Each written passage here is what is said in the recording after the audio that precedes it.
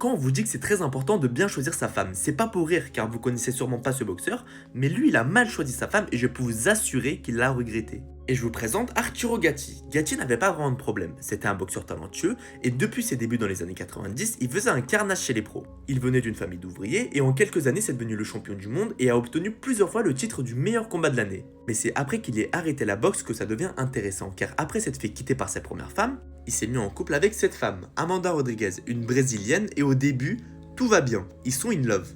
Mais plus le temps passe, plus il commence à y avoir des disputes, des histoires de jalousie, des rumeurs comme quoi Amanda serait violente, et les proches de Gatti commencent à soupçonner sa femme. Il venait voir Gatti et lui disait: frérot, ta femme là, elle est là juste pour tes sous. Et ouais, la boxe ça paye bien, donc ça paraît logique, mais il n'y avait pas vraiment de preuves. Donc Gatti, qu'est-ce qu'il se dit? Ouais, ok, ça se passe mal, mais moi je l'aime, en plus on a un enfant ensemble, je peux pas la quitter comme ça. Donc qu'est-ce qu'il fait? Il organise un voyage pour essayer d'arranger la chose. Et ça, c'était vraiment une idée de merde. Car déjà, le voyage en lui-même se passe très mal, mais une fois arrivé à l'hôtel au Brésil, c'est la fin pour Gatti. Et sa femme le retrouve dans l'hôtel. Et elle jure que c'est lui qui s'est mis fin tout seul. Sauf qu'il y a des incohérences. Déjà, d'après l'autopsie, Gatti aurait passé 10 heures par terre. Et que sa femme, qui était dans la même chambre, ne s'en est pas rendu compte pendant 10 heures. Deuxièmement, 3 semaines avant cet événement, Amanda avait convaincu Gatti d'annuler leur accord prénuptial. Et par conséquent, elle a touché 3,4 millions de dollars.